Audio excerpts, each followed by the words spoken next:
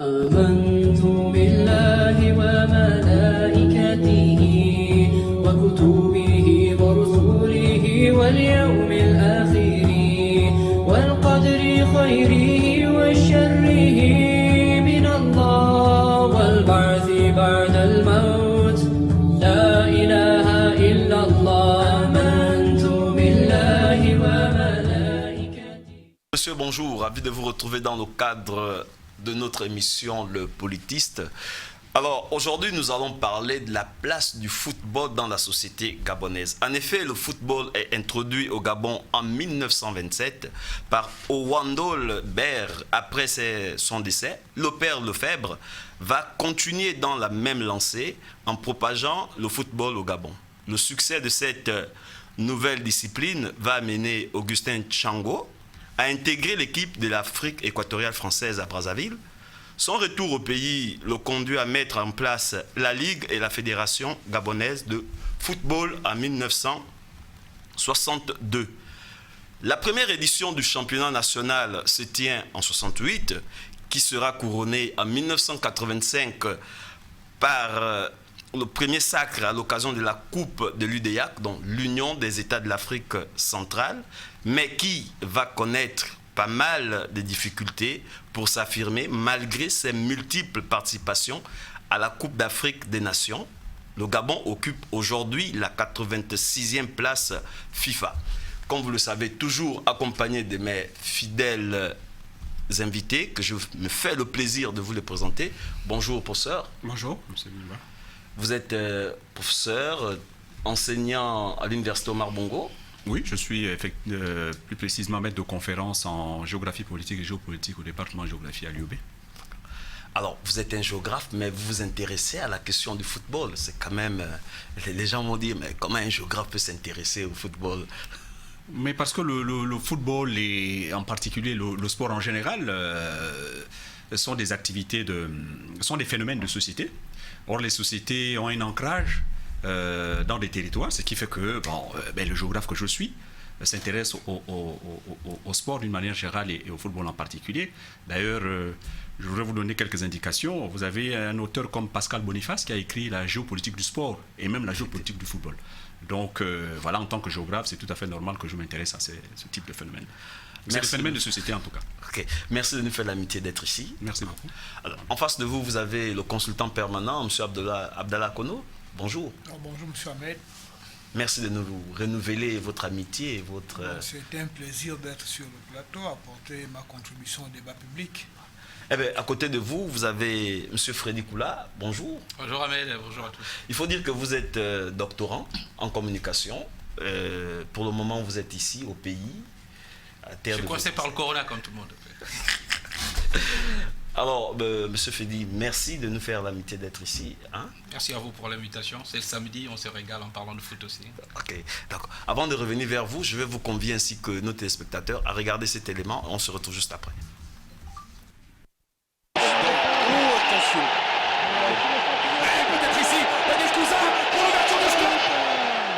Ces images de joie, d'euphorie, de liesse populaire traduisent les exploits des footballeurs gabonais à travers les époques. 1927. Libreville est un bourg avec pour pôles principaux Awondo, actuel lui, Olamba, devenu glace, et le plateau, situé à une époque entre lui et glace. C'est dans cette petite ville que Joseph-Marie Owondobert, revenant d'un séjour à Bordeaux, ramène dans ses bagages la mystique du football et initie les habitants à la pratique de ce sport. La première rencontre organisée se déroulera dans les environs de l'école publique actuelle de Lalala le 25 décembre 1927. Joseph-Marie Owondobert disparaît prématurément à l'âge de 31 ans.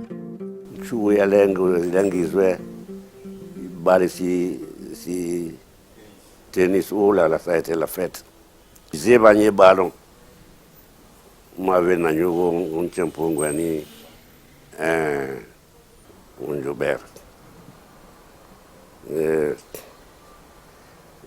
premier match, au camp de la police, Wallonie, la gendarmerie plutôt, Wallonie, une petite cour là. Nous, la première cour, c'était Oulalala. Mouratueni, l'école. Regardez, madame. Ninkaye Man, l'infirmier. Père Lefebvre, ni une organisation Pembagé, Pélisson. Ah, des sportifs comme ça. Tous les soirs, pourquoi le stade avait au révérend Père Lefebvre, Ndodou, il y a René Roberto, Robert, puisque Robert a vénénisé. D'où le Père Lefebvre a arrondi ouh là là. Par la suite, le révérend Père Lefebvre organise au sein de la mission catholique la pratique du football en créant la Jeanne d'Arc de Libreville, la JAL, équipe qui livre souvent des matchs contre des marins de passage à Libreville. La JAL, la Jeanne d'Arc de Libreville, a été une équipe charnière. Parce qu'on peut dire que c'est une des premières équipes qui ont existé. Il y en avait d'autres. Il y avait des équipes, La Lumière, d'autres noms, que l'on entendait par-ci par-là, que les journaux évoquaient. Mais le football gabonais date de longtemps. Ce sont des années où les quartiers s'organisent pour créer des clubs, à l'image du Red Star de Glace ou de l'Olympique sportif de Nkembo, qui naît d'une scission au sein de la JAL. Alors, M. Freddy Koula, je vous ai vu regarder cet élément avec beaucoup d'attention. À chaud comme ça, quelle est votre réaction? Non, mais ça donne du frisson de savoir qu'on vient de loin, que le football vient de loin, même si aujourd'hui c'est vrai qu'il est un tout petit peu bricolé, mais il y a eu des pionniers, et ça on peut se rassurer qu'il y a eu des gens qui étaient passionnés, vraiment passionnés par l'éclosion du football, par le développement de ce football-là, et naturellement quand on voit ses pairs, moi qui suis aujourd'hui dans le monde du foot de plein pied, je ne peux qu'avoir du frisson et surtout de la fierté de voir qu'il y a des gens qui, d'un point de vue passionnel, ont été les grands fondateurs de ce football local.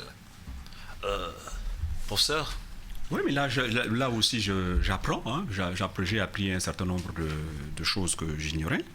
Je remarque qu'en fait, le football existe, la pratique du football existe dans notre pays depuis déjà pas mal de temps, en dépit du fait que nos résultats ne suivent pas.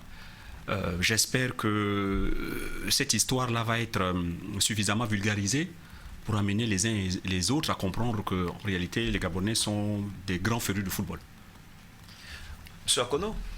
Bon, l'élément ici nous replonge un peu à l'aube du football gabonais et c'est toujours un plaisir de replonger dans ces dates historiques et comprendre en quelque sorte l'origine de cette pratique aujourd'hui qui retient l'attention de la population et du politique. Alors, professeur, est-ce que, comme ça, vous pouvez un peu nous rappeler les différents championnats que vous avez connus, parce que entre vous et nous... Il y a une belle génération. Oui, bien sûr. Alors, moi, je vais compter là ma propre expérience, en fait, mon vécu.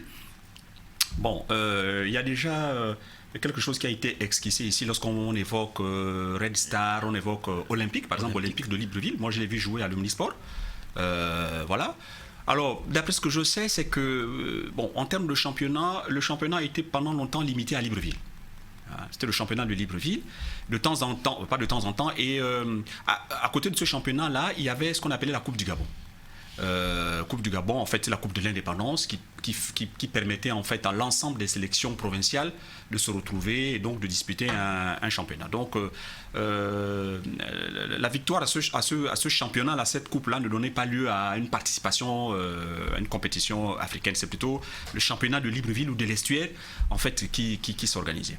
Et puis après, au fil du temps, on a ouvert progressivement en fait la participation au championnat, à ce championnat-là dit national, mais qui se limitait essentiellement à l'Estuaire, au club de Port-Gentil. Je me souviens qu'il y avait une phase finale, il y avait le championnat de l'Estuaire, et puis il y avait une phase finale qui associait... On a commencé à avoir un peu d'argent dans le foot. Oui, mais ça c'est après, un peu de temps après. Donc il y avait ce championnat, phase finale, qui associait les clubs. Je me souviens qu'il y avait par exemple les clubs de Sogara qui arrivaient. Par la suite, il y a eu des clubs du Wellington, il y a eu des clubs du Haut-Ogooué, etc. etc. Mais généralement, c'était les clubs de l'Estuaire qui remportaient donc ce championnat et qui représentaient le pays. Et puis il y a eu un tournant en 1984. Le tournant, ça a été que l'État a pris la décision de faire financer le championnat par les entreprises privées et certaines administrations parapubliques. Par exemple, la Caisse nationale de sécurité avait eu un grand club ici, le Cercle sportif de Batavia, le CSB. Il y a eu le club de l'Octra, Locomotive, il y a eu le club de Port-Gentil, Petro, qui était déjà un club beaucoup plus ancien. Il y a eu Sogara, il y a eu le Prague, devenu la JAC après, la Jeunesse Athletic Club de Port-Gentil. Il y a eu le club de Shell qui est devenu Bilinga par la suite, etc. Donc, le sponsoring des clubs par ces entreprises-là a véritablement élevé le niveau du football gabonais. Et les résultats ont suivi. Vous évoquiez tout à l'heure en off la victoire du Gabon à la Coupe de l'UDIAC en 1985, mais c'est certainement lié à ça. Ensuite, 2 années plus tard, Sogara est arrivé au firmament du sport africain, puisqu'on a quand même joué une finale qu'on aurait pu gagner, qu'on a perdu, je veux dire, sur le fil. Et puis quelques années plus tard, il y a eu cette première qualification à la Coupe d'Afrique des Nations. C'est important à relever, au détriment du Grand Cameroun. Au détriment du Grand Cameroun. Donc, je pense que la décision que le gouvernement avait prise à ce moment-là de faire financer le football par des clubs a fait en sorte que nous ayons un championnat très couru, attractif. Il y a des footballeurs africains qui participaient au championnat gabonais, mais qui étaient sélectionnés par leurs équipes nationales. Donc, c'est dire que le championnat a été véritablement élevé. Malheureusement, après, ce modèle-là a fait long feu, puisque les entreprises sont rentrées en récession économique, etc., etc. Et nous en sommes aujourd'hui à cette situation que nous déplorons tous, que j'espère que nous allons évoqué tout au long de cette émission. On n'a plus envie de parler quand le professeur a parlé comme ça. Oui, monsieur Abdallah, alors vous qui avez été arbitre dans l'une des ligues, précisément celle d'OIM, du Wellington, merci. Est-ce que vous pouvez un peu nous rappeler aussi les grandes dates du football gabonais? Bon, il faut également compléter un tout petit peu ce que le professeur disait. Hormis les entreprises parapubliques, on avait également des clubs qui représentaient certaines corporations. Nous avions par exemple le FC 105 qui était en quelque sorte le club des forces armées gabonaises. La police était également représentée à travers la mainmise du général Assélé, à travers l'USM. On avait également les Anges ABC. Plutôt Mangungu au départ. C'est Mangungu qui était le club de la police. On a eu également les Anges ABC qui représentaient la communauté scolaire. Donc c'était en quelque sorte les équipes des lycées qui formaient les Anges ABC et qui prenaient une part active au championnat. Et cela est même mis en quelque sorte, avait causé des tensions entre les années 70 et 80 avec les présidents de clubs. Parce que le championnat scolaire, à l'époque, était en quelque sorte la pépinière même du football qui alimentait les clubs. Et le fait de créer un club scolaire privait maintenant certains clubs de leurs meilleurs éléments. Donc il y a eu cela. Et bon, maintenant, lorsque nous voyons un peu l'évolution, comme l'a si bien retracé le professeur, on a de mémoire par rapport à mon vécu, nous avons ici, dans l'histoire du football gabonais, la première qualification. Ce n'était pas chose aisée. Le Gabon est allé remporter le match par 2-1 à Cotonou. Et ce match avait créé même des petites tensions politiques entre ressortissants gabonais et population béninoise à Cotonou. Comme ici à Libreville, il y a eu quelques remous pendant 1 ou 2 jours. Et on évolue. Le Gabon va jouer, mais le Gabon va faire l'expérience de la compétition en prenant 2 défaites. 3-0 contre le Nigeria de Rachidi C'est surtout qu'ils avaient été super mal organisés. Il y avait eu des conflits entre le ministère et la Fédé. On a eu également 4-0 contre l'Égypte à l'époque de Osam Ossan, Ahmed El Kass. Mais lorsque le Gabon revient maintenant en 96, c'était vraiment la belle histoire, la belle aventure. Le Gabon qui va jouer une Coupe d'Afrique au pays de Mandela. En Afrique du Sud. En Afrique du Sud. Et le Gabon qui fait une très belle prestation. Même l'élimination contre la Tunisie, c'était vraiment une élimination comme le faisait savoir l'opposition sur la défaite de Sogara. Contre la Tunisie, c'était également une défaite difficile à digérer. Au tir au but, alors que la Zingo nationale à l'époque avait dominé les Tunisiens dans le jeu. Je me souviens, j'ai bien regardé le match du début jusqu'à la fin. Et à partir de là, on va évoluer et on va connaître un tournant. Un tournant en 1998 par décret présidentiel. On va permettre au club, en fait, au club champion des ligues provinciales d'accéder automatiquement en première division afin de relancer le football au Gabon, parce qu'on avait un championnat qui s'était limité à 4 clubs liés à la récession, parce que on avait le club des postes et télécommunications à l'époque, Delta qui n'existait plus, certains clubs ont vraiment... Donc on avait un championnat où on avait le stade à Kébé, on avait Wongo qui tenait quand même la route, on avait Manga Sport qui tenait, les clubs de Port-Gentil, Petrosport, Bilinga, qui étaient là, qui animaient toujours la scène sportive. Mais le reste du pays était vraiment... était presque oublié. Donc c'est là où on a eu les Mounandji 76 pour la Nyanga, Aigle de Belinga pour le Goevindo, l'Union sportive de Bitam qui va représenter le Wallenthem, le Stade Mombé qui va représenter la province de Langounier. On a également le Franceville qui a eu également un club qui est monté. On a pu à Manga qui existait déjà. Et cela quand même... Et Pélican de Lambaréné. Non, Pélican est venu après. C'était à l'époque Eviso Star qui représentait, qui était le représentant de Lambaréné, de la province du Moyen-Nogoué. Et tout cela a bien évolué.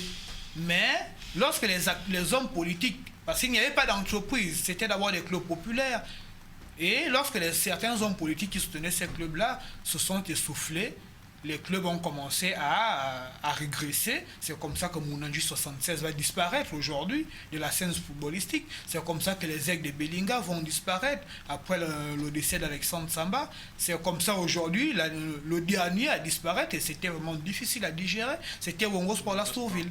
Lorsque Mouvaga Tchoba décide de se retirer de la gestion. On dirait que vous êtes de Lastourville, on dirait. Non, je suis d'Orient.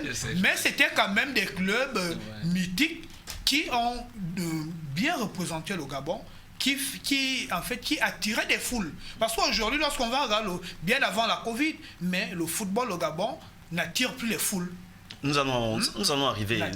Nous allons arriver. Est-ce que c'est lié à la disparition de certains? Nous allons arriver. Alors, monsieur Freddy Koula, vous qui êtes vraiment dans le domaine du football aujourd'hui, parce que il faut dire que vous êtes président d'un club. Un club de foot également, ouais. Atlético Akanda.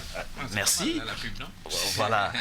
Et nous vous avons vu, nous étions tous contents, on vous l'a dit en off, nous étions tous contents de vous voir animer sur les plateaux de télévision, précisément Canal, la CAN 2017. Ici à Libreville, ça nous a fait plaisir, surtout nous. Vu que nous avons un peu... Ancien de l'IOB, vous voulez dire. Voilà, avec merci. Le prof à côté. Merci. Impérialiste. Merci. Alors, comment pouvez-vous analyser la pratique du sport, du football aujourd'hui au Gabon? Non, mais le foot est... le prof l'a dit, c'est un phénomène social, c'est devenu un phénomène culturel, c'est devenu aussi l'un des premiers outils, sinon le premier outil de divertissement pour les jeunes garçons, d'abord prioritairement parce que je suis aussi dans ce combat de lutte contre les discriminations dans le foot et tout ça, avec un club que j'ai créé, d'abord une section féminine, même si ça a amusé certains, mais il y a derrière un combat que j'essaie de mener. Les gens, de toute façon, quand on est jeune, le premier objet ou de jouet qu'un parent offre à un enfant garçon, généralement, c'est un ballon.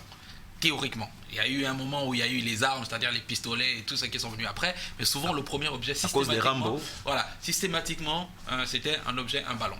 Et généralement, même dans toutes les familles, les conflits qu'il y a entre les jeunes garçons et les petits jeunes avec les parents, c'est que les enfants jusqu'à une certaine période, parce que là aujourd'hui la modernité a fait qu'il y a beaucoup plus de télévision dans les maisons, il y a peut-être maintenant les téléphones et les tablettes, mais jusqu'à au moins les années 2000, les enfants systématiquement sortaient le matin, sortaient le week-end et allaient jouer au ballon, comme on l'appelait, et même à l'école, c'était monnaie courante. À la mi-temps, pour ne pas dire, excusez-moi, à la pause, à la récréation, nous tous on l'a fait, on sortait, on avait 15 petites minutes et c'était courir derrière un ballon, on rentrait ensuite essoufflé en classe. Donc aujourd'hui, il y a la pratique évidemment sur le terrain qui a un peu diminué, parce que ça s'est modernisé, il y a une sorte d'hétérogénéité en fonction de ce qu'il y a en ville et au village. Au village, les gens jouent encore un tout petit peu au ballon, mais surtout, il y a la consommation du football à la télévision qui s'est agrandie.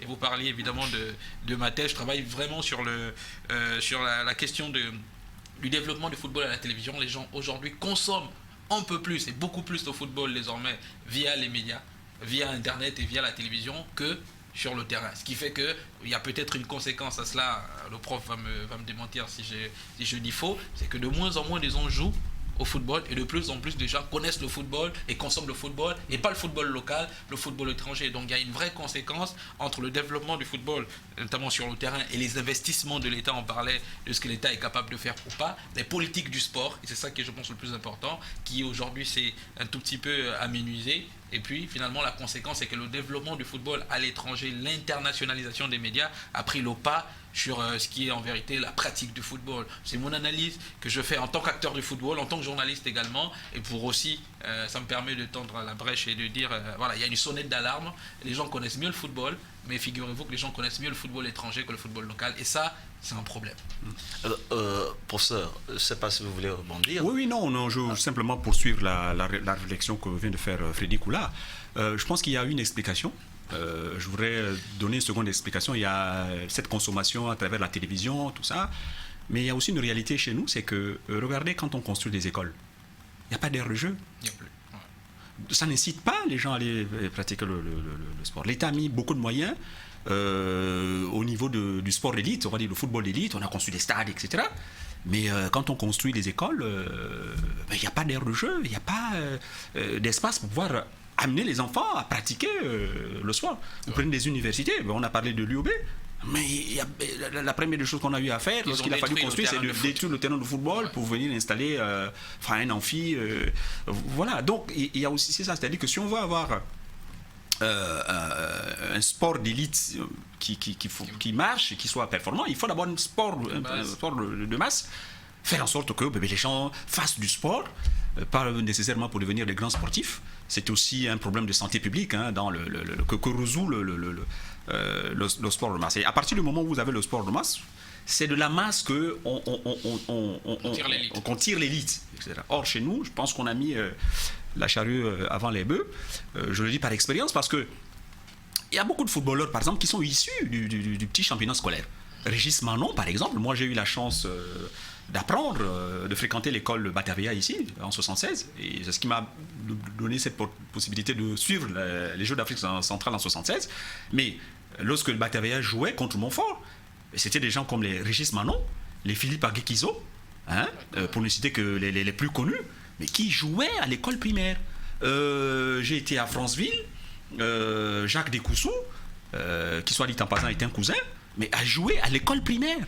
Voilà, à Port-Gentil, vous aviez des gens comme les François Amégas, les Samuel Raoult, qui ont commencé à jouer à l'école primaire, parce qu'il y avait des championnats, l'école primaire. Or, ces compétitions-là, le CSU, n'existe plus. À partir du moment où vous tuez le CSU, mais en fait, c'est la pratique du sport de masse, en fait, que vous tuez. Et il ne faut pas s'étonner de ce qu'après, au niveau de l'élite, on ait du mal à renouveler finalement. Parce qu'en fait, l'OCSU, à cette époque-là, compensait l'absence des championnats des jeunes. Oui, mais c'était organisé. Dans l'OCSU, c'était organisé. Abdallah a parlé tout à l'heure des Anges ABC.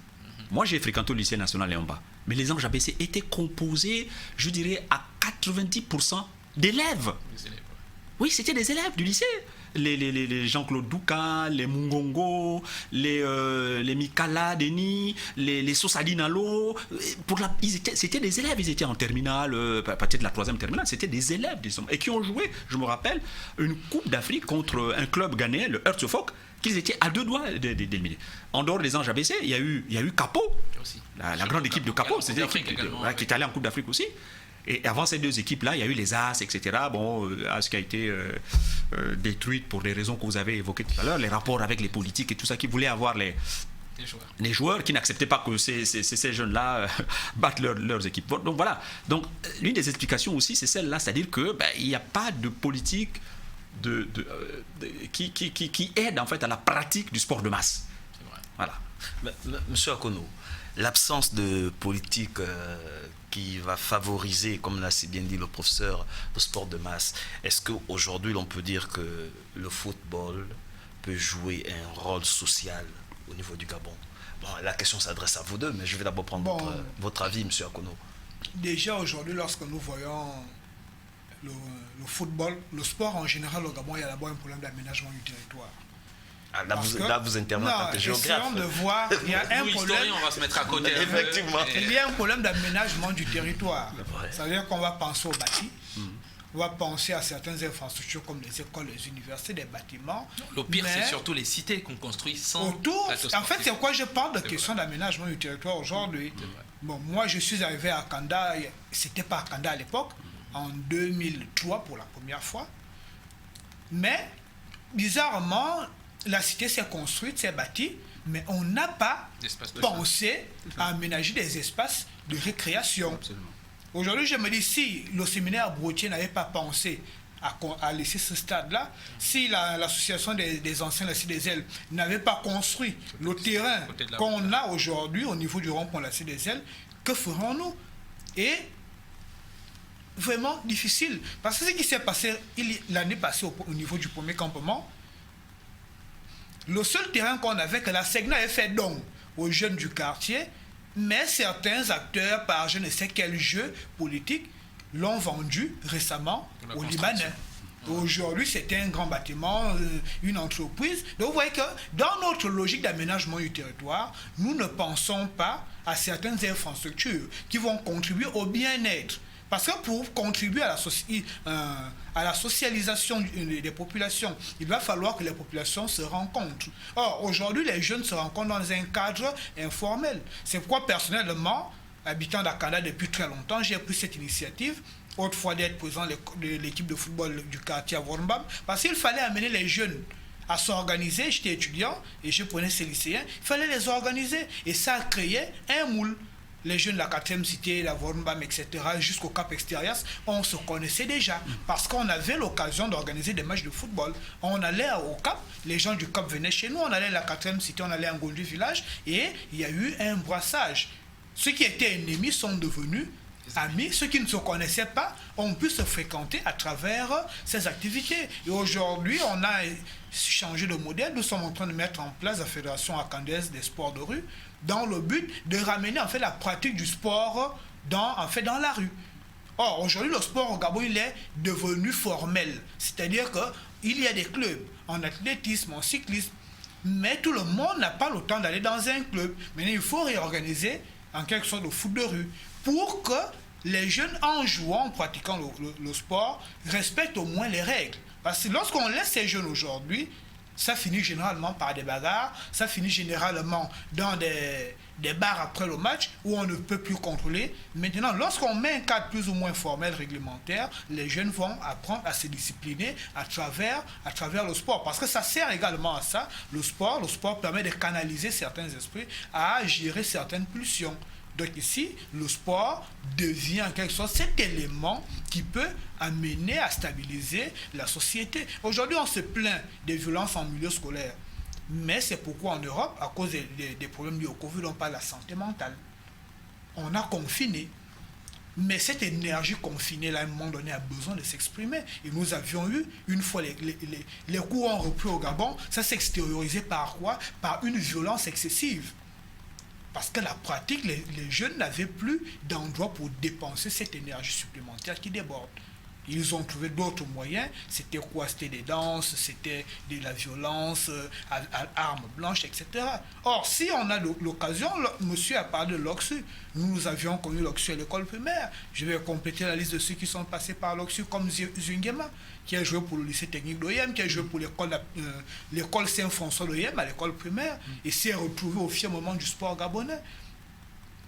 Mais c'était parce qu'à l'époque, on avait ce cadre réglementaire-là qui permettait aux jeunes de s'occuper. Et lorsqu'un jeune sait qu'il a un match important, mais il s'abstient de faire beaucoup de choses. Or, aujourd'hui, est-ce que nous avons encore ce cadre-là? C'est une question. Nous allons écouter M. Freddy Koula sur cette religion, question. là, du coup, là. C'était quoi la question déjà? La question est de savoir, est-ce que le football en particulier peut jouer un rôle social au Gabon? Non, mais après, c'est difficile de trouver d'autres arguments que ce qu'il a émis. Mais ce qui est certain, c'est que le foot, ça change la vie de beaucoup de jeunes. C'est vrai qu'on parle beaucoup de jeunes garçons, mais moi, je suis en train de parler de plus en plus aussi des jeunes filles. Ça change la vie et le cours de beaucoup de jeunes. J'ai discuté il n'y a pas longtemps même avec un ancien footballeur d'OIM, Rémi Banega, qui disait que c'est vrai qu'il a eu la chance d'avoir fait l'école, il a eu le baccalauréat, mais s'il n'y avait pas eu le foot, peut-être que voilà, il ne sait pas ce que sa vie aurait été, parce qu'il n'était pas certain forcément d'aller très loin dans les études et chercher un travail. En tout cas, le football a changé le cours de sa vie. Donc socialement, ça a changé le cours de sa vie, le cours de la vie de sa famille, de ses parents, etc. Donc aujourd'hui, le football en fait est devenu un domaine à part entière de développement, d'épanouissement, mais surtout de réussite aussi par rapport à tout ce que ça peut entraîner comme richesse, l'argent certainement, la gloire, mais aussi et surtout l'influence autour de soi, de sa famille et tout ça. Il y a des jeunes. La chance, c'est qu'il y avait une étude qui était géniale, qui a été faite par un ami en Afrique de l'Ouest notamment. Il disait qu'au Sénégal et au Burkina notamment, tous ceux qui ont réussi dans le football pour la plupart, ni leur famille, ni leur père et leur mère, ni eux-mêmes n'avaient fait des études poussées, c'est-à-dire qu'ils n'étaient même pas arrivés jusqu'en troisième et tout ça. C'est le cas de Sadio Mané quand on regarde son exactement. Son Donc il expliquait qu'en gros, oui, le football était un parfait palliatif sur la réussite sociale, notamment via la scolarisation et tout ça, même si derrière, c'est vrai qu'aujourd'hui, personnellement, j'encourage qu'il y ait ces deux facteurs-là combinés, la scolarisation et surtout l'école, parce qu'on a vu le modèle européen marche très bien, notamment en France, où on oblige les centres de formation à intégrer le modèle sport-études. Ce qui est certain, c'est que voilà, le football était venu tellement puissant, tellement fort, c'est un peu, aujourd'hui, la FIFA est un peu, pour moi, l'équivalent du Vatican aujourd'hui, tellement influente, tellement forte et tellement fortunée qu'elle peut changer globalement la vie d'un environnement et d'un pays. Et puis, j'aurais voulu compléter par rapport à cette insertion sociale.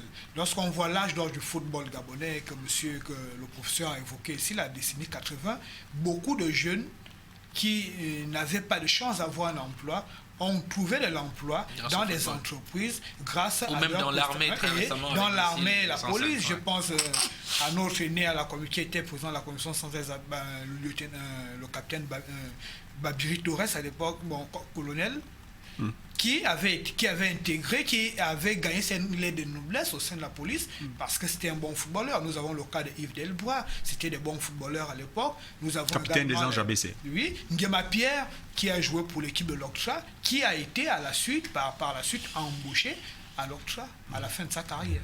Alors, professeur, en écoutant tout ce qui vient d'être dit, tout ce que vous avez dit sur ce plateau, la question qui me vient, c'est de savoir, est-ce que vraiment le sport ou le football peut consolider l'unité nationale? Oui, je disais au début de mon propos que le sport d'une manière générale et le football en particulier est un phénomène de société. Freddy et Abdallah l'ont dit. Le football ou le sport en général peut être un ascenseur social. Ceux qui réussissent peuvent finalement s'épanouir sur le plan social et tout ça. Voilà. Mais il y a aussi une dimension économique dans le sens où il y a toute une économie du sport. Là, je parle sous le contrôle de Freddy. Il y a une économie du sport parce qu'il y a un marché, il y a des produits, en l'occurrence des sportifs, qui sont vendus. Il y a des coûts qu'on ne peut pas imaginer il y a quelques années. On parle de plusieurs centaines de millions d'euros, etc. Des milliards. Voilà. Convertis en CFA, ça fait des milliards. Il y a une dimension politique aussi. D'ailleurs, je crois que c'est les Grecs et les Romains anciens qui ont toujours pensé que, bon, à partir du moment où le peuple manque de pain, qu'est-ce qu'on lui propose? On lui propose le divertissement. Voilà. on lui propose de divertissement. Et c'est aussi un phénomène géopolitique parce qu'il y a une question d'influence. Un pays comme le Qatar n'est pas visible sur une carte du monde, au fond. Quand vous regardez le planisphère, vous verrez le Gabon, vous verrez le Congo, vous verrez enfin, les pays africains parce qu'ils sont un peu plus grands, mais vous ne verrez pas le Qatar. C'est un point qui est à peine visible sur une carte du monde. Mais ça, son influence est inversement proportionnelle à sa taille en fait géographique. Pourquoi? Mais parce que le Qatar s'est investi justement. Voilà. C'est-à-dire que le sport est devenu un levier de la diplomatie, donc de l'influence. Pour être beaucoup plus complet, de la géopolitique en fait, dans les rapports et tout ça. Un pays comme le Cameroun, si vous avez deux sportifs, un Gabonais et un Camerounais, qui ont le même talent et tout ça qui se présentent, on prendra le Camerounais parce que le Cameroun a une histoire et tout ça, c'est un pays. Le Cameroun, l'Algérie, etc., etc. Donc, c'est un phénomène des sociétés à multiples dimensions. Voilà. Et c'est la raison pour laquelle je dis il ne faut pas jouer avec ça. C'est d'autant plus que nous, qu'est-ce qu'il nous faut? Nous ne sommes pas un grand pays par la taille démographique. Nous ne sommes pas le Nigeria. Nous ne sommes pas la Côte d'Ivoire. Nous ne sommes pas l'Éthiopie. Nous sommes un petit Gabon avec officiellement 2 millions d'habitants. Mais comment on fait pour exister en fait sur la scène internationale? Mais c'est à travers l'influence. Ça peut être aussi à travers le sport. Ce n'est pas parce qu'on est sous-peuplé que c'est un handicap. Hein. Je dirais le sous-peuplement, ce n'est pas un handicap insurmontable. Pour peu que nous formions. Or, notre problème, c'est que non seulement nous avons un handicap a priori, la faiblesse du nombre, mais nous nous interdisons littéralement de former l'élite. Mais si nous ne formons pas, c'est extrêmement grave. Et je voudrais, j'en profite peut-être que j'anticipe, je voudrais vraiment rendre hommage à nos sportifs qui, en dépit de tout ça, de tous ces handicaps-là, réussissent de temps en temps quand même à obtenir des résultats. Battre la RDC 3-0, c'est un exploit qui est retentissant. Voilà. Dans un pays sans championnat. Dans un pays sans championnat. Voilà. Alors, Monsieur Freddy Koula, vous avez une équipe de football féminine. Oui. Alors, comment voyez-vous... J'ai un club de foot avec une section féminine pour l'instant. D'accord, merci. Alors, comment voyez-vous le football féminin au Gabon? Écoutez, justement, le parallèle avec le foot masculin, c'est que le foot masculin aujourd'hui est dans le trou. Vous comprenez que le foot féminin est inexistant. Donc, il y en a un qui existe, mais qui est complètement à la rue, un peu désorganisé. Et puis, le foot féminin, en gros, n'existe pas, mais c'est le flou total. C'est un peu comme si on avait un petit fantôme qui a existé autrefois et qui essaie de revivre. Donc moi, j'ai pris l'initiative, il y a bientôt faire 2 ans, de reprendre un club. En fait, Atlético Akonda, c'est un club que j'ai repris, qui existait un peu dans la foulée du Ballon d'Or Football Club. Et puis, je suis allé voir un jour le mec et je lui ai dit, bon, écoute, dans la continuité de mes combats que je mène en tant que journaliste sur l'épanouissement du football féminin et même du football, je voudrais reprendre une équipe, mais je vais commencer avec la section féminine. Donc j'ai repris cette équipe-là et puis je me suis dit, c'est construire l'équipe, c'est construire une sorte de maison, c'est-à-dire à échelle réduite, essayer de construire un modèle qui peut être un modèle exemplaire et qui peut être répété sur l'ensemble. Donc on a travaillé sur la première année notamment, on a travaillé beaucoup sur la structuration. C'est un vrai modèle sur lequel on a bossé pour que d'un point de vue structurel on soit bien, d'un point de vue organisationnel on soit les meilleurs à chaque fois, et puis d'un point de vue de la communication, ce qui en fait est un élément fondamental dans le développement du sport et du football, la communication et le marketing. Donc on a beaucoup travaillé dessus, la plupart de nos investissements ont été dans la communication et le marketing pour rendre joli le produit. Donc ce produit-là, football féminin aujourd'hui, dans l'ensemble, est inexistant. Mais nous, on a réussi à créer un petit point qui aujourd'hui peut faire office de référence. Donc, on n'est pas du tout une référence dans le football parce qu'on n'a toujours pas joué de compétition. Et c'est là le gros problème du football féminin. Évidemment, la FIFA injecte depuis quelques années beaucoup d'argent pour le football féminin. La fédération va le témoigner. Ils reçoivent de l'argent, mais ils ne le reversent pas à ce à quoi ça doit servir, notamment le foot féminin. Là, il y a quelques temps même, il y a moins de 6 mois, ils ont reçu l'équivalent de 350 millions de francs CFA pour le développement du football féminin. Ils n'ont donné que quelques petites primes, 50 000 francs à quelques filles qui avaient participé à un championnat. Je ne sais pas si ce championnat peut s'appeler championnat. Mais ce qui est certain, c'est qu'il faut des compétitions. C'est la base de l'épanouissement. Il faut l'intégration des filles dans le chronogramme du développement du football, s'il y en a un. Ce qui pose problème déjà. Et puis derrière, si ces filles-là ont au moins un endroit où s'exprimer, elles seront peut-être visibles, on découvrira certainement de talents, Et puis derrière, ces talents-là, c'est un peu comme le foot masculin. S'il n'y a pas de compétition, tu n'as pas de joueurs que tu prends pour mettre dans une équipe nationale. Et évidemment, on a la chance, et peut-être beaucoup de chance qu'il y ait eu sur les dernières années, 2-3 rassemblements pour les équipes nationales, mais c'est du bricolage. Mais ce bricolage-là est dû au fait que derrière, ils n'ont pas anticipé sur le fait que les filles aussi ont le droit de jouer au foot. Pour un pays comme le nôtre, on a investi sur 5-10 ans, depuis 2012, bientôt 10 ans à peu près, je dis tout n'importe quoi, mais un peu plus de 150 milliards de francs CFA pour les infrastructures et le reste, etc. Si on a des infrastructures et que même les garçons n'arrivent même pas à y jouer, figurez-vous que décennie de la femme, on n'arrive même pas à faire jouer des filles sur des terrains que l'État a payé. L'État a payé pour les Gabonais, avec l'argent du contribuable gabonais. Donc on est vraiment dans cette affaire aussi de parité. C'est pourquoi je parlais de combat pour les inégalités. Il y a une grosse inégalité dans d'abord le partage des ressources. Les ressources sont les infrastructures.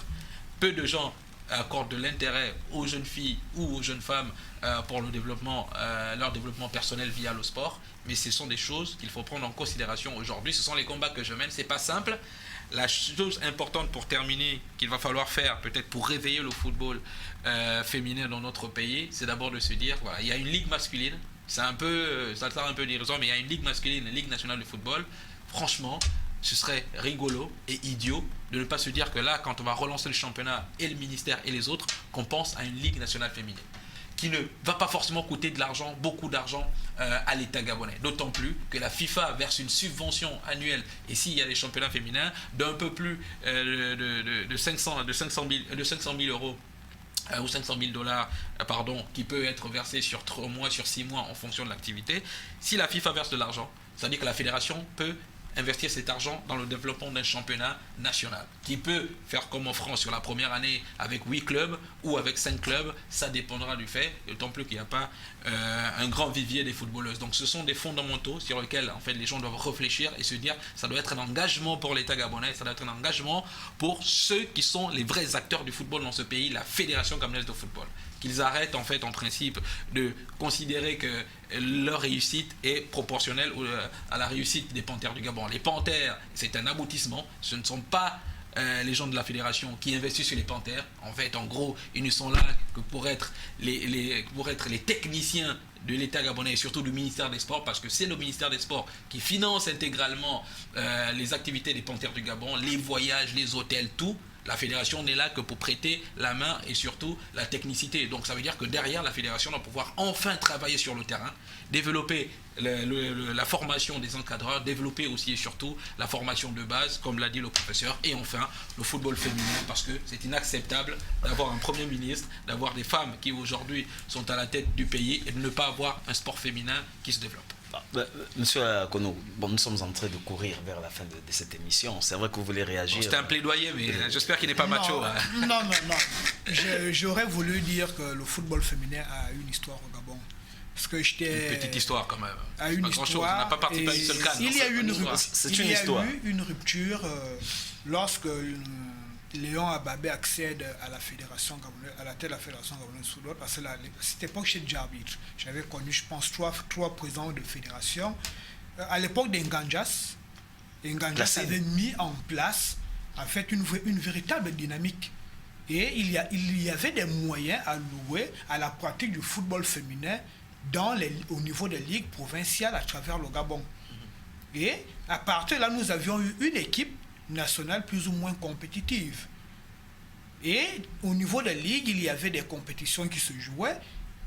Et à partir de là, on a eu l'impression que le football gabonais féminin au Gabon prenait déjà de l'envol. Mais après le départ d'Nganjas, la nouvelle politique avec Léon Ababé n'a pas vraiment... ne s'est pas inscrit dans la continuité. Il y a eu une rupture. Et lorsque Ababé revient...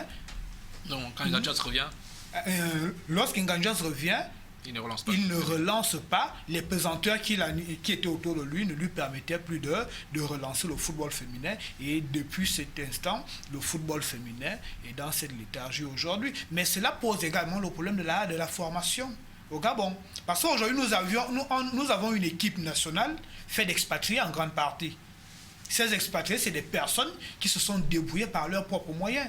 Parce que je me souviens, il y a eu une école de football à Port-Gentil, mais cette l'école de football a réellement produit combien de joueurs au niveau de l'équipe nationale aujourd'hui. On a eu combien de produits l'équipe nationale de football qui ont été vendus à l'extérieur, je pense. En ce moment, dans l'équipe nationale, sur les 5 dernières années, il n'y en a que Wilfried Eban Abessolo qui a joué en équipe nationale, qui a été formé à Port-Gentil, et Lévi Madinda également. Lévi, ce sont les deux. Donc vous voyez qu'il y a déjà un problème de formation. Nous n'avions pas une équipe, nous ne serons pas capables d'aligner des équipes cadettes, juniors, espoirs compétitives. Même l'espoir de l'équipe qui s'était qualifiée aux Jeux Olympiques avec les Ngoga c'est des champions d'Afrique. C'est des champions d'Afrique. C'est la même. C'était un exploit. Un exploit. Et depuis là, il n'y a pas eu une continuité. Sur la formation, je voulais juste étayer une statistique qui, pour moi, est horrible. Et moi, ça me donne froid dans le dos. Et souvent, quand j'en parle avec ceux qui sont concernés par les clubs d'élite notamment, vous le savez, l'État a investi énormément d'argent depuis 2012. C'est un peu, en moyenne, j'ai compté 4 milliards en moyenne depuis 2012, jusqu'à il y a 2 ans, investi par l'État gabonais, notamment le président de la République qui lui-même s'était impliqué dans le coup. Et on s'est rendu compte que sur les 5-6 dernières années, figurez-vous que sur les clubs de première division, pour ne prendre que cela, il y en a 14. Et dites-vous que sur les 14 clubs de première division, il n'y en a que 2 qui ont des centres de formation, qui ont des petites catégories. Même Manga Sport, qui est le plus grand club de ce pays en termes de puissance économique, ils reçoivent 700 millions. Bon, ils ont reçu 700 millions sur les 7-8 dernières années de la part de la Comilog, en plus de subventions de l'État. Donc ils ont 700 millions d'un sponsor qui donne de l'argent, beaucoup d'argent. Et derrière, ils n'ont pas de catégorie. Ils ont fermé les catégories depuis plusieurs années, Manga Sport. Et ça, c'est aussi la même chose avec les autres clubs de première division. Si on enlève le stade Migover, si on enlève le stade Migover, et si on enlève le CF Mounana qui a plutôt bien travaillé sur le coup. Donc pour moi, c'est une aberration, c'est une insulte même à l'avenir du football et surtout à la construction du football qu'on veut se donner et surtout l'investissement de l'État. C'est-à-dire que l'État investit pour des clubs qui, dans un cahier des charges à la base, quand les Espagnols sont venus, c'était que 3 choses fondamentales: avoir une équipe compétitive, naturellement avec un salary cap, et puis ensuite avoir au moins un centre de formation, et enfin avoir, sur les années qui suivent, avoir au moins un terrain de foot. Figurez-vous qu'aucun des clubs depuis 2012 n'a réussi, si on enlève le stade Migover et son président, a réussi à se construire son propre centre d'entraînement. Aucun club. En moyenne, pour chacun de clubs, ils ont reçu en moyenne depuis 2012 50-60 millions de francs CFA. Alors, professeur, nous avons tous vu la prestation de l'équipe de Bouengedi Sport lors des éliminatoires des compétitions africaines. Quel est votre aperçu de... Moi, je vais peut-être vous surprendre, je fais partie certainement de la minorité qui n'a pas suivi. Enfin, je n'ai pas regardé les matchs, hein. J'ai appris les résultats. Mais vous n'êtes pas abonné à ma page, je vais prendre l'adresse. Non, mais plus sérieusement, c'est une aberration. Comment imaginer qu'un club puisse participer à une compétition internationale sans championnat? C'est une aberration, mais quand on est un peu sérieux, on se dit on ne devrait pas faire ça. Tout à l'heure, j'ai parlé de la dimension géopolitique du sport, l'influence. Je pense qu'il faut que l'on sorte avec la culture de la défaite. Voyez-vous? Je voudrais prendre un exemple très simple.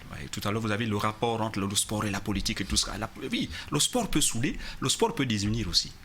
En 1998, lorsque la France remporte la Coupe du Monde, des gens comme les Jean-Marie Le Pen, dont on connaît le discours extrémiste, à un moment donné, pendant au moins 2 ou 3 mois, le temps de l'euphorie, tout ça là, ont tenu un discours rassembleur, finalement. Oui, la France qui gagne, etc. etc. Voilà. Donc le sport, c'est très important. La culture de la victoire fait en sorte que, voyez-vous, même si vous n'êtes pas sportif, vous êtes dans un domaine précis, vous aurez tendance à vous comparer à vos grands sportifs, à croire que vous-même aussi, vous êtes un champion dans le domaine que vous êtes. Mais quand vous êtes une nation qui est habituée aux défaites, ça plombe le moral.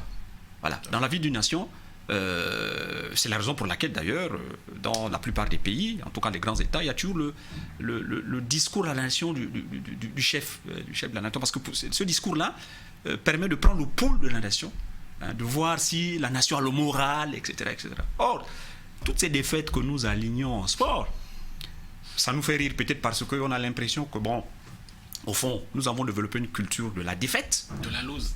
Voilà. Mais ce n'est pas bon pour une nation. Ce n'est pas bon. Donc, envoyer Bouengedi, qui n'a pas de compétition, un championnat, Mais ça nous coûtait quoi de dire, mais on ne peut pas. Et je crois que Manga Sport, qui a été cité, a bien fait de se dire, écoutez, on ne peut pas s'engager dans une compétition alors qu'il n'y a que la compétition locale, compétition domestique qui nous permet d'affronter le match. Donc du coup, par rapport à Bouangidi, oui, bon, c'est dommage, mais c'est des jeunes garçons qu'on a envoyés au casse-pif. Au casse-pipe. Moi, si j'avais voix au chapitre, j'aurais dit non, c'est pas la peine, vous signez forfait, point barre. Mais dans le fond, quand même, ce qu'a fait Bouangidi, c'est quand même un exploit incroyable parce que d'un point de vue statistique, c'est la première fois, si on enlève le fait qu'il n'y avait pas de compétition locale, c'est la première fois de l'histoire de notre pays qu'un club qui était promu en première division enchaînait sur une coupe africaine et puis réussit l'exploit de passer 2 tours. Donc ils étaient à deux petits doigts d'être en phase de poule de Ligue des Champions en se faisant malheureusement battre par le grand tout-puissant Mazembe.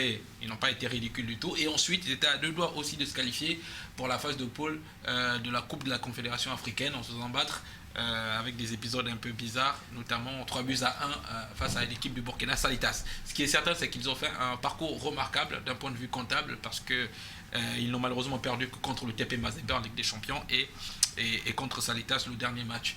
Ils ont été vaillants parce que derrière, ça faisait quand même 1 an que la plupart de ces footballeurs-là, ce n'était pas de leur faute, ce n'était pas aussi de la faute des dirigeants de Bouangidi, même si je m'appelle Koula, je ne suis pas de Koulamoto, mais je supportais cette équipe-là, parce que beaucoup de gens confondent un peu. Ce qui est certain, c'est qu'ils n'avaient pas trop le choix que de se dire, on va tenter le coup, surtout pour un club qui avait investi énormément d'argent sur l'année précédente en première division. Ils ont eu la chance d'être cooptés pour être en Coupe d'Afrique, en Coupes africaines. Ce qui est certain, c'est que voilà, ils ont fait, pour moi, c'était un exploit qu'ils ont fait. C'était aussi pour moi un symbole d'espoir pour peut-être réveiller enfin. On a vu quelques politiques se dire, ah ouais, Bouangidi s'en sort. Ça veut dire que derrière, il faut peut-être relancer le championnat. C'est aussi pareil pour la victoire des Panthères. Beaucoup se disaient, si on est éliminé, peut-être que l'État va complètement oublier le foot. Ce serait bien que les Panthères soient qualifiés pour que derrière on pense au championnat. Donc ce sont des combinaisons de faits. Évidemment, je suis d'accord avec votre avis, mais d'un autre côté, il faut aussi souligner l'exploit qu'ils ont créé qui peut réveiller l'attitude des politiques. Rapidement, puisque nous sommes en train d'aller vers la fin de cette émission. Alors, nous avons regardé personnellement, j'ai regardé votre direct sur la sortie de notre international Mario Lemina, propos tenus sur 2 de nos journalistes. Alors, quel est votre avis là-dessus? Non, mais je l'ai dit, ce qu'a dit Mario Lemina, pour ceux qui ne le savent pas, il a regardé le match à la télévision, je pense via Internet, un lien sur Gabon Télévision, et a priori, ce que disaient les commentateurs, le commentaire des journalistes de Gabon Télévision, qui ont repris d'ailleurs le signal sur le plateau et commentaient, ce n'est pas de leur faute s'ils n'ont pas été bons sur le coup, parce qu'après il y avait un problème de son. De toute façon, il n'a pas aimé les commentaires. Au début, je pense qu'il avait un ton plutôt amusant en disant qui êtes-vous, qui commente les matchs. Et après, derrière, moi, ce qui m'a déplu, c'est pas tant le fond de sa pensée, parce que nous tous, on sait qu'il y a un gros travail à faire pour améliorer nos médias et nos journalistes et tout ça. C'est surtout la forme, c'est-à-dire la manière dont il l'a dit, qu'il s'est levé un adulte comme lui, qui sait qu'en plus, il est plus jeune que ceux qui étaient à la télévision, se lever et puis dire que vous n'avez rien dans la tête en disant, d'ailleurs, globalement, que les journalistes gabonais, vous n'avez rien dans la tête et vous vous étonnez pourquoi on ne répond pas à vos questions, on ne veut pas à vos micros. Je me suis senti concerné parce qu'il y a une semaine, je m'étais rendu à 2h du matin à l'aéroport Léon-Bas pour essayer d'accueillir ces Panthères parce qu'en fil rouge, je suivais l'actualité. Aucun de ces joueurs ne s'était arrêté à mon micro. Et quand il a dit ça, moi je me suis dit, je comprends pourquoi. Il me compte pour des losers, des tocards, c'est pourquoi il ne répond pas à nos micros. D'un autre côté, évidemment, ce qu'a dit Lemina, moi je condamne parfaitement et je l'ai dit, je reste sur cette thématique-là. Dans notre pays, c'est une affaire de mœurs également. Les jeunes n'insultent pas les grands. Surtout sur les réseaux sociaux, c'est devenu viral. Je suis tombé sur un des enfants des consultants, je ne vais pas vous dire lequel, qui m'a dit, il a 14 ans, tonton Freddy, j'arrive plus à sortir de la maison parce que mes voisins disent que mon père n'a rien dans la tête, c'est un tocard à la télé. Donc ça veut dire que derrière, Lemina pensait bien faire en disant je défends mes petits, etc. Mais sauf qu'il a insulté. Et dans notre pays, quel que soit X ou Y, un jeune n'insulte pas un grand, surtout pas devant les médias. Mais de notre côté, pour terminer, évidemment, rapidement, je me dis que c'est peut-être un coup de pouce que Mario Lemina a donné au débat global sur le développement de nos médias et ce que nous voulons faire de nos médias généralement dans notre pays et surtout de la qualité de l'information et des journalistes que les médias mettent au devant de la scène. C'est un vrai problème, une vraie problématique que j'espère le ministre de la Communication prendra en compte, que j'espère le conseiller du ministre, le conseiller du président en matière de communication prendra en compte et le DG de Gabon Télévision parce que la télévision c'est de l'argent et l'argent il faut le mettre dans la télé. Bon, professeur, nous allons vous laisser conclure cette émission. votre mot de la fin. Bon, écoutez, ça a été un plaisir de me retrouver à nouveau dans ce studio. Simplement pour dire que bon, le sport, on l'a dit au début, c'est un phénomène sociétal à multiples dimensions. On l'a répété ici, le sport, c'est un ascenseur social. Le sport aussi comporte une dimension économique importante. Il y a toute une économie du sport. C'est un levier de diplomatie. Le sport permet au fond de se situer aussi, je veux dire, sur la carte du monde, en fait, dans les rapports qu'on entretient avec le reste du monde. Et un pays comme le nôtre, je pense qu'il y a beaucoup de talent, il y a des talents partout. Et je me souviens encore d'un commentaire d'un journaliste sénégalais lors du match Gabon-Cameroun en 2010 en Angola, qui disait mais le Gabon est un pays formidable parce que c'est un pays qui n'a que 2 millions d'habitants mais qui arrive justement à faire tenir la trajet haute. Martin Camus, le commentateur. Bon, voilà, donc c'est ça. Et donc nous avons, nous avons un potentiel, mais le potentiel n'est rien s'il n'est pas exploité. Tout à fait. Voilà. Et pour qu'il soit exploité, il faut qu'il y ait une vision. Où est-ce qu'on veut partir, etc., etc. Et je pense que nous avons les moyens d'atteindre en fait les sommets en matière de sport en dépit de notre sous-peuplement. Merci, professeur. Merci de nous avoir regardés. Alors, nous vous laissons comme ça accompagner des programmes de notre chaîne préférée, Nord TV. Sachez que derrière, c'était Monsieur Cherel Mundunga. آمنت بالله وملائكته وكتبه ورسله واليوم الآخر والقدر خيره